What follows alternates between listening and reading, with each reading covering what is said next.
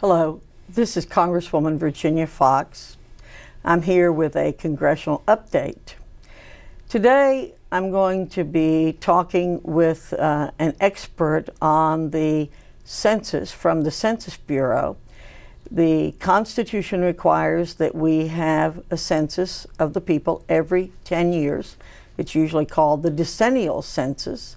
And I have with me today Burton Reist from the Census Bureau. Burton, thank you very much for joining me. Oh, it's my pleasure. Thank you. Well, I appreciate it.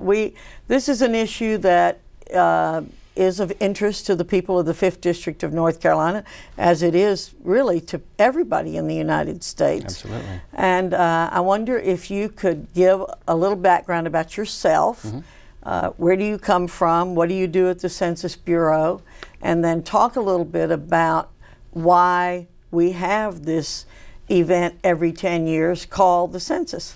I've been working for the U.S. Census Bureau for about 11 years. I've worked for the government for almost 20 years now. And I used to work in the operational side of the decennial census, working with the folks who actually put the operations together that make this happen. I moved into the communications directorate a couple of years ago, and I've worked in congressional relations as well as general communications work, and I'm now the assistant director of the communications operation for the Census Bureau. We conduct the census every 10 years, as you said, because the Constitution requires it.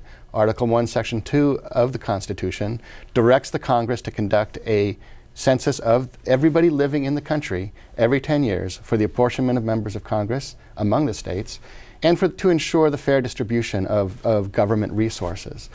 I think it's important to recognize that our founding fathers did a remarkable thing with the census. The census prior to the founding of the United States was used to oppress people. It was used to control people. It was used to extract wealth from people.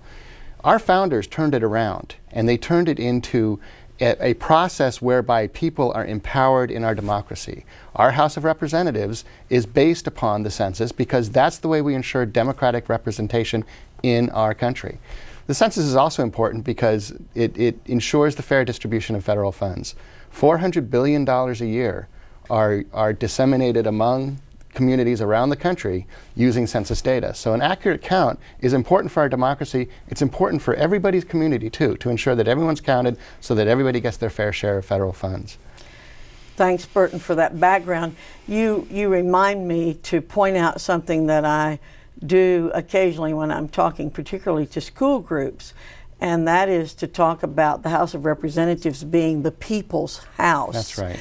And I point out to them that it is the only elected office in the United States to which one cannot be appointed.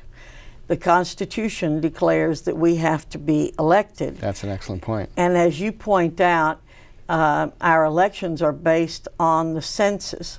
And it's very important that we have that census because it is very important to how we are elected and how members' seats are apportioned. That's right. Among the states. That's right. And when there is a vacancy within the House of Representatives, there will be a special election for that seat. So that's why we're called the People's House.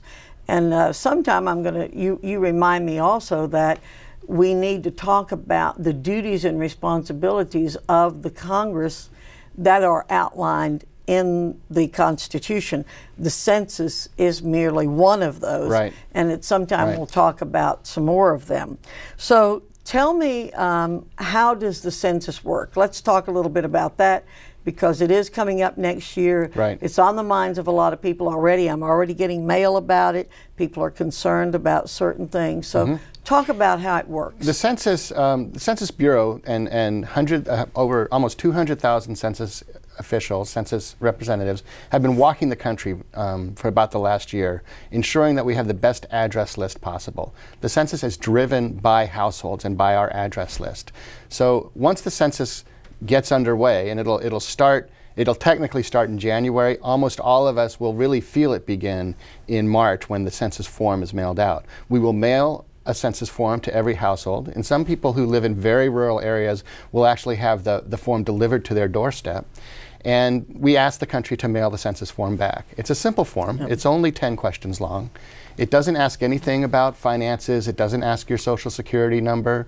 It doesn't ask any real sensitive information other than how many people live in your household, your age, how long you've owned or lived in your house, the race and ethnicity of the people living in your house. A few other questions of that nature. It's 10 questions. It'll take 10 minutes to fill it out. And again, it's terribly important to the communities that are filling it out and mailing it back. And this is the exact form that people will be getting? Exactly. Okay. This is the form that people will get in the mail.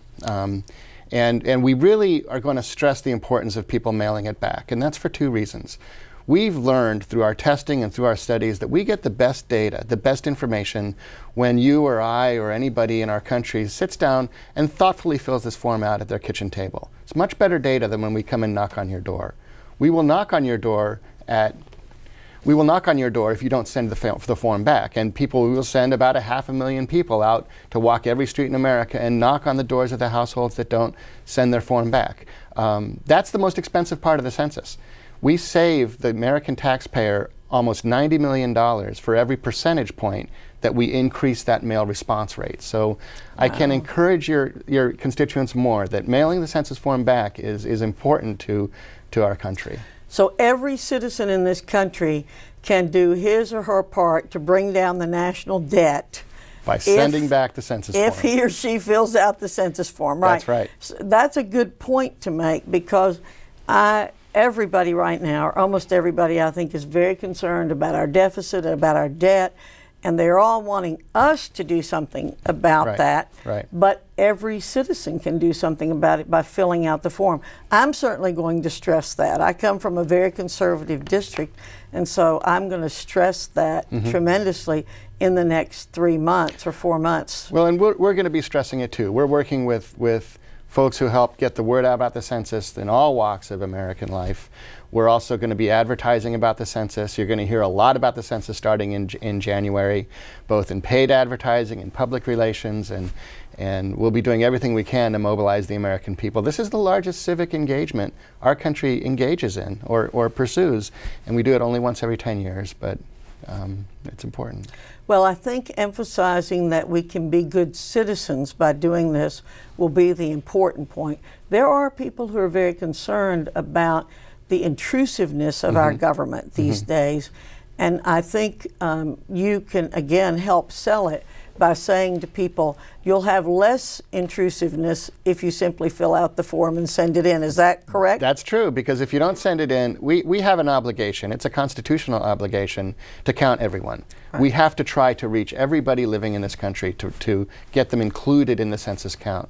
So if you don't mail your form back, somebody is going to come and knock on your door. Now we make we have a commitment to doing everything we can to hire people from the communities where they're doing that enumeration, where they're going door to door. So it might not be someone you know, but it'll be somebody who comes from the general area that you live in if you don't send your form back. Is there any penalty for not responding? There is a penalty, a fine of and I always get this wrong, but I think it's a fine of a couple of $100s. The Census Bureau is not an enforcement agency. We leave that to the Department of Justice. Our commitment is to do everything we can to get everybody to cooperate. Our advertising campaign and outreach work through people like you will be helping. You are a trusted voice in your community. We think of members of Congress as some of our most important partners in the census because they're known in their community. And so when you go out and talk about the census, it helps people understand that even if someone's going to come to their door, it's important to answer the questions. And we generally get a lot of cooperation. And in terms of, again, importance, I know North Carolina obtained an additional member of Congress as a result of the last census. And if my memory is right, and I didn't think about this before we sat down to talk, we had 85 more people than the state of Utah or something like that. It was a very small number, and there was a great deal of controversy about whether we should get that additional member or Utah could get that member.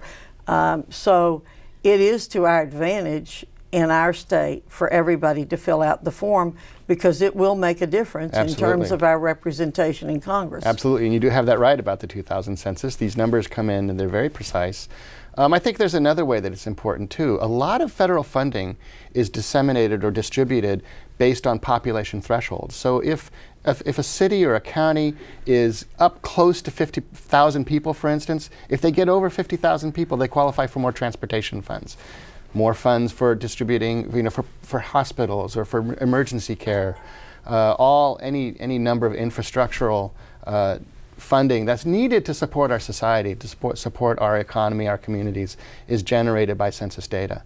So, and I think, if I recall, there are occasionally lawsuits filed by cities concerning the census because this is so sensitive an issue to them in terms of their funding. Is that correct. Right? Yeah, almost every census there are several lawsuits usually after the census, and we work through those as carefully as we can. Right. There's pride in our country in terms of size. I realize that. We seem to measure so much about what we do based on the numbers of people or the size of a community. That isn't necessarily tied to quality of life, but because of things being allocated on the basis of numbers, and numbers having an impact in terms of what is happening in a community. Right. I can understand that. Well, tell me one more thing, and we're almost out of time. Okay.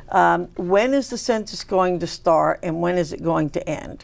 Well, technically the census starts in rural Alaska in January, but that's because the tundra freezes and that's when we can get to people.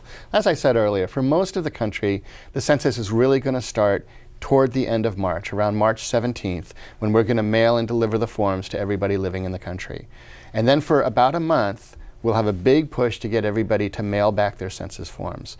At that point, toward the end of April, we will stop the mail out or mail back process, and we will begin what we call non-response follow-up. And that'll go on for another 2.5 months or so into June, into late June, where people will be knocking on doors. Then we go through the process of tabulating all that data. It's very complicated. It takes a lot of work to produce the final counts, the apportionment counts, by December 31st, again mandated by the Congress actually, by December 31st of 2010.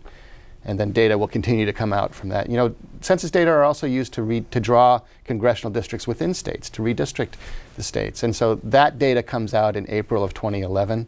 Additional data comes out after that. Right. But the census really ends, as far as the American people are concerned. We'll stop talking to you about it in late June 2010. Okay. Well, Burton, I really appreciate your taking the time to come in and talk about the census. Quickly, approximately how many people work in the Census Bureau, and where are you located in the federal government? We are part of the Department of Commerce. We are located in Suitland, Maryland, just south of Washington, D.C. There are about 6,000 people who work at Census headquarters. When the full rush of the census, there will be about 500,000 people working for the Census Bureau at that point. Right. Well, I know there's been a lot of talk about people being hired in our area to work for the census. Well, again, Burton Reist, I thank you so much for coming in and talking with me and helping me alert the citizens of the 5th District about what's coming up with the census. If you have any questions about the census, I hope you will call my office, but we'll be doing everything we can in mailers and other ways to inform the public about what's happening, and we'll always, of course, answer your questions. This is Congresswoman Virginia Foxx with a congressional update, and I thank Burton Reist for coming in today and sharing this time with me.